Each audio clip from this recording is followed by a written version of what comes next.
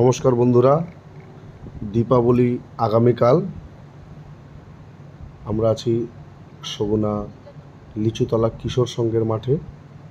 Lighting দেখতে পাচ্ছি আমরা সবাই। এগিয়ে চলেছে আমাদের স্কুটি, আমরা আসতে যাচ্ছি।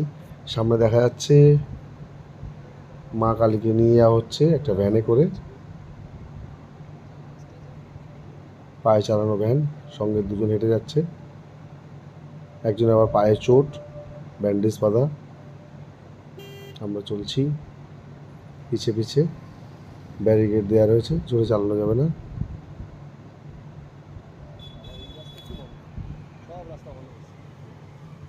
আমরা পৌঁছে গেছি কিশোর সংঘ 2 নম্বর। এখানে প্যান্ডেল খুবই সুন্দর দেখা যাচ্ছে দূর থেকে, একটু কাছে গিয়ে দেখা যাক।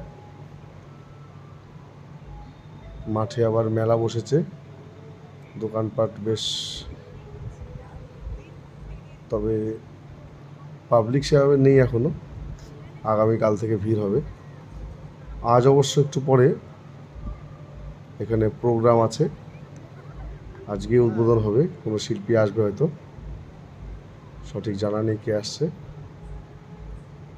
তো স্টেজও সাজানো হয়ে গেছে, ঝলমলি আলো,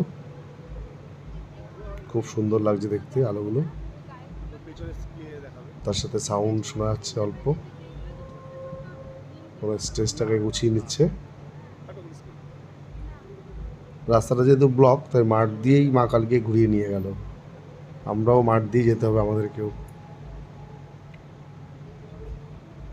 স্কুলটা সুন্দর লাইট করেছে, পাশের বাড়িগুলোতেও লাইটিং লাগানো হয়েছে। এর সাথে আমরা চলে যাচ্ছি বন্ধুদলের পূজা মণ্ডপের কাছাকাছি, সগুনা বন্ধুদল। এই বছর যে ITI-তে প্যান্ডেলটা হয়েছিল, এখানে ওরা সেটাই করেছে, ওই প্যান্ডেলটাই এখানে আবার করা হয়েছে। তো লাইটিং তো দারুণ, অনেক বড় বড় সব দু সাইডেই লাগানো হয়েছে লাইটিং। কিছু দূর পর পর বড় গেটও করা হয়েছে।